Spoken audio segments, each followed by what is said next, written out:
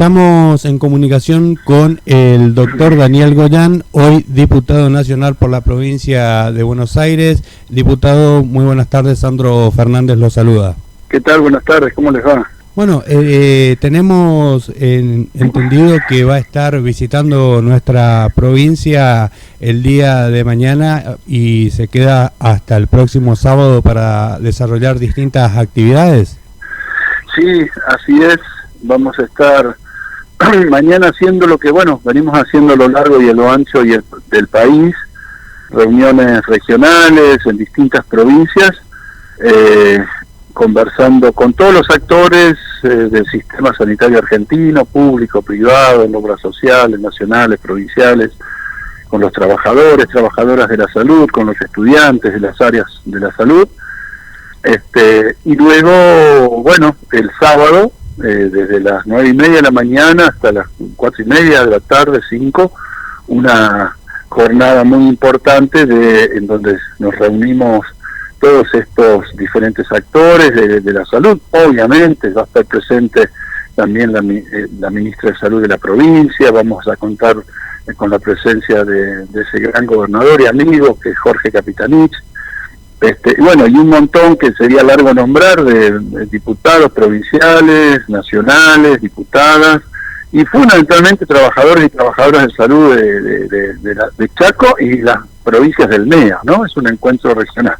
Discutir todos los problemas que tenemos en el área de salud, a ver cómo podemos desde el Congreso Nacional legislar para ayudar a mejorar nuestro sistema sanitario, ¿no? Son 2 días intensos con ese objetivo, recabar mucha información porque hay problemas que son generales, que son globales del sistema de salud, pero que en las distintas regiones o provincias del país tienen sus particularidades. Tenemos que conocerlas profundamente para poder legislar y que todas las regiones y las provincias del país salgan beneficiadas con esas leyes que estamos empezando a presentar en el Congreso Nacional. Doctor, el sistema de salud, usted lo conoce bien, fue ministro de Salud de la presidenta Cristina Fernández y también en la gobernación de Axel Kicillof. Desde esa función que usted cumplió a hoy, ¿en cuánto pudo haber cambiado el sistema de salud argentino? Bueno, si nosotros hablamos de la estructura del sistema de salud argentino, desde el año 2015 hasta el año 2019, sufrió un embate muy fuerte por parte de las políticas nacionales, de desfinanciamiento, de vaciamiento, incluso diría, del sistema, y las obras sociales padecieron mucho porque se produjo una baja promedio del 20% de los salarios de los asalariados de este país, que como ustedes saben, las obras sociales se nutren de esos recursos, de un porcentaje del salario. Obviamente al bajar el salario, pero continuar aumentando los precios y los costos de la salud, fueron muy golpeadas también. Así que desde el año 2020 se empezó un proceso de recuperación, pero claro, fue muy vinculado a la problemática de la pandemia, que era el problema excluyente de salud en ese momento en toda la humanidad, y se hizo un enorme esfuerzo y una enorme inversión, claro que muy dirigida a todo lo que tenía que ver con la pandemia, las terapias intensivas, todo lo que eran los diagnósticos, etcétera, etcétera. Ahora hay que avanzar, aprovechar ese impulso que nos dio la pandemia en cuanto a entender que tenemos que mejorar el funcionamiento de nuestro sistema, pero obviamente avanzar en todas las otras áreas, ¿no? Doctor, usted ahí mencionó algo muy importante que fue el 2020, la pandemia que nos llegó de sorpresa y nos encontraba en ese momento con un ya Ministerio de Salud antes degradado a Secretaría de Salud. ¿Cómo vio usted la gestión de los distintos ministros que estuvieron al frente con respecto a la pandemia COVID bajo la mirada del presidente Alberto Fernández? Bueno, ustedes recordarán que inicialmente hubo una coherencia, una articulación fuerte, una comprensión del conjunto de los ministros de salud del país, de la problemática en común, y ese periodo fue bastante bueno para poder articular políticas nacionales, provinciales, municipales, todos los esfuerzos de todos los ministerios. Ahora, después de eso, se empezó a politizar por el lado de la oposición y fundamentalmente de los medios hegemónicos de comunicación. Se empezó a politizar con el objetivo de aprovechar la pandemia para socavar al gobierno nacional. Se lo empezó a usar, a mi modo de ver, de una forma muy baja, muy de baja ralea. Se lo empezó a utilizar para fines políticos, porque obviamente toda la pandemia no le hace nada bien a la sociedad, sino más bien todo lo contrario, produce daño. Las pandemias producen eso. Y bueno, hoy tenemos algunos referentes de la oposición hablando de que hubo fallecidos durante la pandemia, y lógico, las pandemias lamentablemente producen eso. El tema es que si hubiese estado al frente un gobierno de Cambiemos que había destruido prácticamente el sistema sanitario, esa desgracia de 130, 140 mil fallecidos y todo lo que vivimos se hubiese multiplicado por 2 o 3. Es decir, si se puede hablar de un éxito, es de haber disminuido los impactos que produce una pandemia. Obviamente nunca hay un éxito cuando hay fallecidos, pero bueno, vuelvo a repetir, las pandemias producen estos desastres, 1.100.000 muertos en los Estados Unidos. Obviamente sería lindo pensar una pandemia sin muertos. Bueno, no sería una pandemia, no produciría una pandemia que no produzca una catástrofe, no existe. Por eso son estas cosas, los desastres que se dan cada tantos, el último hacía 100 años que había sucedido. Pero bueno, vuelvo a repetir, hasta el momento en donde pudimos trabajar en conjunto, la enorme mayoría de los ministros hicieron un esfuerzo muy grande, acompañaron, y luego algunos ministros de algunas jurisdicciones empezaron a jugar a la política, y eso no le hizo nada bien a lo que fue incluso manejar la pandemia en determinado momento. Ahí en Chaco, que yo también un poco lo seguía de cerca, como seguíamos todos los ministros tratando de coordinar, ayudar, hicieron un trabajo enorme. Yo recuerdo en los momentos más difíciles, pero obviamente el gobernador se puso a la cabeza con los ministros, con los secretarios y con el apoyo de la comunidad, esto hay que decirlo, que fue muy importante, y de todos los trabajadores y trabajadoras de la salud ahí de Chaco. Bueno, hemos tratado de hacer lo mismo, pero en la provincia de Buenos Aires, una provincia enorme, conflictiva. Yo era ministro en ese momento, después continuó el doctor Crepla, que es de nuestro equipo, y logramos, creo yo, como le digo, minimizar los efectos tremendos que tienen las pandemias sobre la humanidad. La oposición y los medios de comunicación jugaron un rol importantísimo desde la mirada maliciosa en el tratamiento de la pandemia, y sin dejar de lado, y que cabe recordar también las declaraciones del propio Mauricio Macri, quien dijo que había que dejar que la pandemia suceda y que haga el daño que tenga que hacer. Sí, casualmente, pero además era un discurso muy contradictorio entre un dirigente y otro dirigente. Ustedes recuerdan cuando salieron las vacunas, estuvieron en contra de las vacunas, decían que era veneno. Es decir, no solo tuvimos que luchar contra el virus, tuvimos que luchar contra una oposición que además produjo mucho daño psicológico, porque permanentemente cuestionaban cosas que nosotros veíamos que se hacían en el mundo, que teníamos que obviamente llevar adelante en Argentina, y que son tristes, porque no era lindo tener que quedarse en la casa, no poder salir, y generaban permanentemente una disputa que hacía mucho ruido en la mente de las personas, porque imagínense usted cualquier ciudadano, cualquier ciudadana que está en la casa y escucha las barbaridades que se decían, las dudas que sembraban, eso generó mucho daño psicológico. La oposición, la irresponsable oposición en la Argentina, aumentó el daño psicológico que producen todas las pandemias, que lo producen por sí, lo aumentó. Si hubiésemos permanecido así como los primeros 2 o 3 meses, todos juntos contra el virus, combatiendo brazo a brazo, porque estas son causas superiores que nos deben unir a todos los argentinos. Esto es como cuando hay una guerra, ¿no es cierto? Uno no puede estar especulando y todos nos unimos en contra de un atacante que viene presuntamente de afuera. Bueno, esto es lo mismo. Bueno, no fue así, no sucedió. Vimos a una oposición, vuelvo a decir, tratando de sacar en una forma muy, muy vil provecho de una desgracia como es una pandemia, y eso ayudó a que la pandemia aún tuviera peores efectos. Doctor, aprovechando la comunicación, si bien tiene que ver con su visita a la provincia del Chaco, que va a ser el día de mañana, con distintas actividades, con referentes locales, va a estar acompañando el gobernador seguramente, el secretario de Cultura del Instituto de Cultura, y también va a estar el día sábado, como había dicho antes, poder aprovechar esta ocasión para conocer su opinión, para que los chaqueños y las chaqueñas conozcan su opinión con respecto a lo que está pasando hoy con la justicia y la vicepresidenta Cristina Fernández.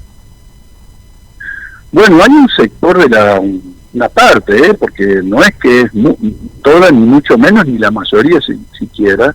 Hay un sector de la justicia argentina que está en una situación, yo la defino como facciosa, una acción desestabilizadora del orden constitucional y que pretende restringir la democracia. El ataque a Cristina Fernández de Kirchner es el ataque a la democracia, va por la proscripción, y además va por esconder a los verdaderos corruptos que hay en el país. Entre las estrategias está proscribir al peronismo, pero también esconder y proteger a los verdaderos corruptos, porque la actual vicepresidenta perfectamente demostró en su intervención última cómo los verdaderos corruptos del caso López, que ha podido ser corroborado que fue un acto de corrupción, lamentablemente, y lo reconocemos, y muy bien que esté sancionado, castigado el responsable, pero todos los que hablaban con él eran macristas o del entorno macrista o grandes empresarios amigos de Macri, que estaban haciendo esos negocios espurios. A esos los pretenden proteger. Entonces, estamos ante una situación que no queremos los argentinos, porque cuando se restringe la democracia, cuando se proscribe un partido político como el peronismo, en la historia argentina nunca ha sucedido, no ha salido nada bueno de eso. Y nosotros no queremos volver a ver imágenes en nuestro país de violencia, como están incentivando estos sectores, ¿no es cierto?, en donde una señora de 70 años con un cuchillo, gente con horcas, gente con bolsas mortuorias, todo esto no lo queremos los argentinos. Por favor, eso no nos hace bien, ni siquiera, no solo políticamente, no nos hace bien a la salud. No es bueno incentivar el odio. Podemos los argentinos debatir apasionadamente nuestras ideas, nuestras convicciones, tenemos los lugares para hacerlo, el Parlamento. Ahora, no aumentemos ese enfrentamiento que quieren hacer la oposición con esos discursos tremendamente violentos.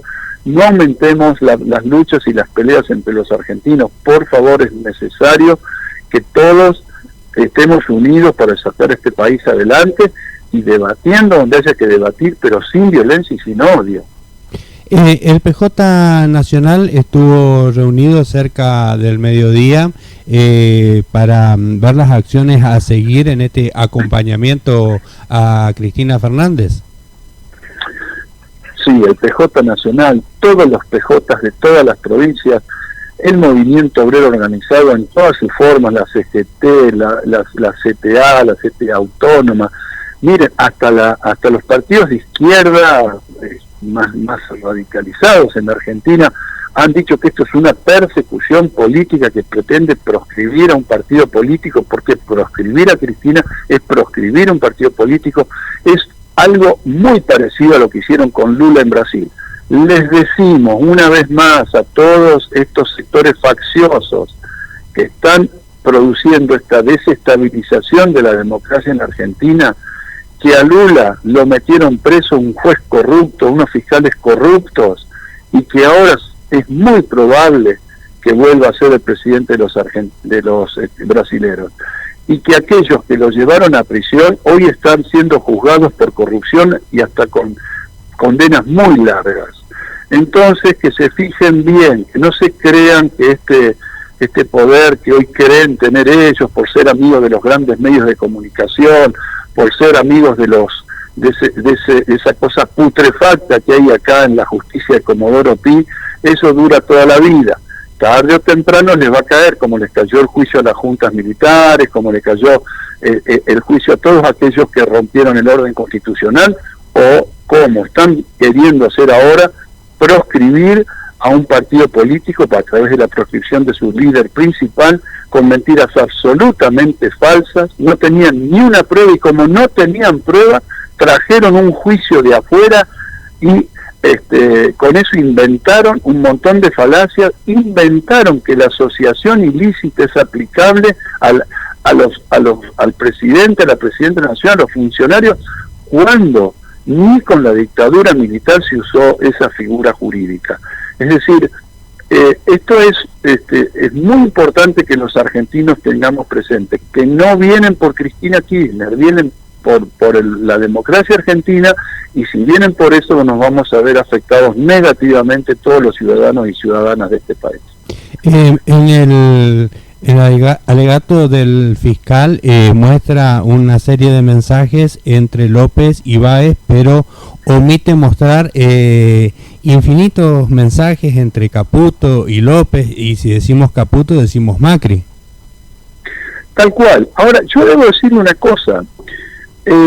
Los funcionarios de las distintas carteras, no es ilegal, al contrario, que tengan reuniones con los distintos actores de la vida política y social y económica argentina, que se reúnan con los sectores del trabajo, con los empresarios. Incluso no está mal que reciban un reclamo de un sector porque por ahí se atrasó un pago de una obra. Eso no es ilegal para nada, forma parte de la relación que tienen determinados ministros con sectores productivos, del trabajo. Ahora, uno empieza a leer algunos de los mensajes entre Caputo y José López y van mucho más allá de eso, pero mucho más allá de eso. Sin embargo, a ninguno de los fiscales que por un mensaje de texto en donde por ahí está haciendo un reclamo o algo absolutamente legal a un funcionario, sin embargo, todo esto no lo vieron, no vieron que las principales personas, empresarios que dialogaban permanentemente con algunos funcionarios son todos del entorno de Macri. No vieron que en muchos mensajes decían después hablamos porque no podemos por teléfono, que era lo que tenían que esconder. Bueno, sin embargo, parece que los fiscales tienen un ojo para ver, para un lado, algunas supuestas irregularidades que no son tales, pero están ciegos del otro ojo para ver todo esto, ¿no? Que es una inmundicia. Además, es un contubernio. Jueces, fiscales que se juntan, juegan al fútbol, van a brindar, se los ven abrazados, se los ven en la quinta del presidente. Esto no se vio nunca. Recuerden ustedes que una vez hubo una denuncia que un juez, Casanelo, había ido a la Quinta de Olivos en la época que Cristina era presidenta. Hecho que fue absolutamente desmentido, no solo desmentido, que se comprobó que no era cierto. Y de allí se tejieron un montón de cuestiones y se lo quería apartar al juez Casanelo, que es un juez honesto. Fíjense que acá, aquellos que se dicen los alalides de la justicia, de la república, digo yo, ¿no les llama la atención todo este contubernio, todos estos mensajes de texto? Nadie de ellos va a salir a pedir explicaciones. Bueno, estamos muy mal si este sector de la justicia y de la política van a usar a este entente que han logrado construir de esta relación cuasi mafiosa para alterar la democracia en nuestro país. Y también tener en cuenta, doctor, que el principal organizador de la mesa judicial hoy es prófugo de la justicia. Absolutamente. Cuando todos los funcionarios que formaron parte de nuestros gobiernos, que fueron denunciados, se quedaron en el país, dieron la cara, rindieron cuenta, estuvieron ante la justicia y se atuvieron a la ley. Ellos fugan a su gente, sacan su gente del país y están esperando volver a hacer gobierno para que impunemente vuelvan al país y no pase absolutamente nada. Era la persona que armaba todos estos entramados a nombre del presidente Mauricio Macri. Entonces digo, la verdad es que si los argentinos, más allá de las banderías políticas, no cuidamos de que nuestra justicia vuelva a ser creíble, si seguimos manteniendo a una Corte Suprema corrupta, dos de los cuales habían aceptado ser por decreto jueces de la Corte Suprema de la Justicia. Es una cosa inaudita.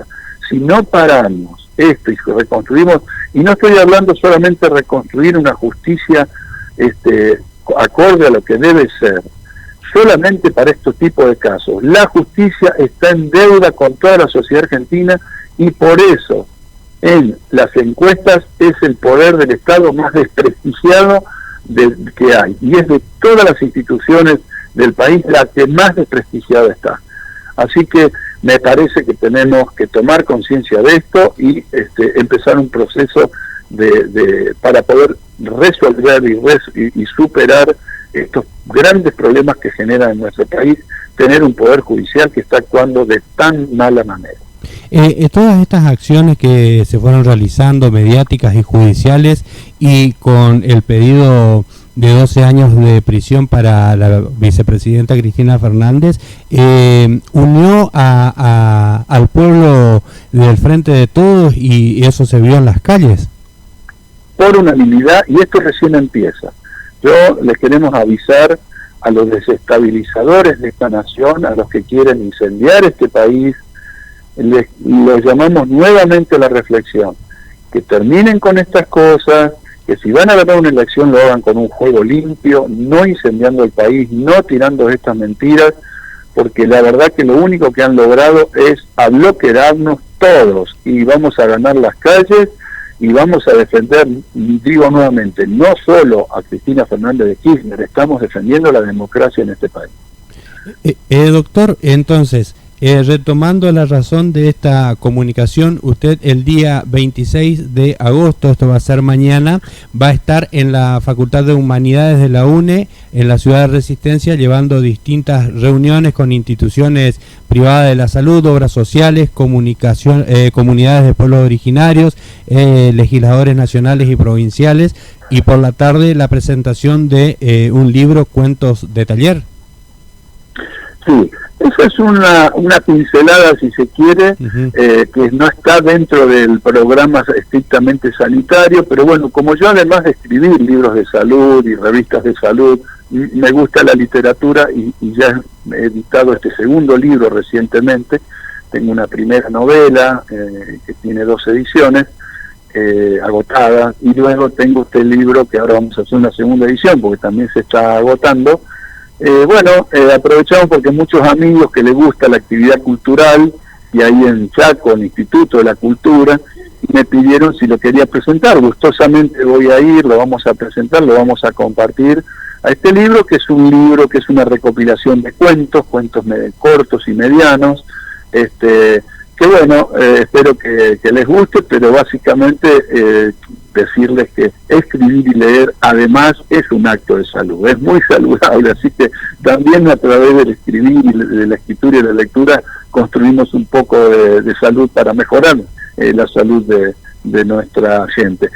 Vamos a estar ahí, es una pincelada, si se quiere, de color por fuera de la agenda estrictamente sanitaria, pero bueno, a pedido de los amigos y amigas ahí de Chaco, del área de la cultura, vamos a hacer también aprovechar y hacer esa actividad que creo que es en el Instituto de la Cultura, 19:30 me parece.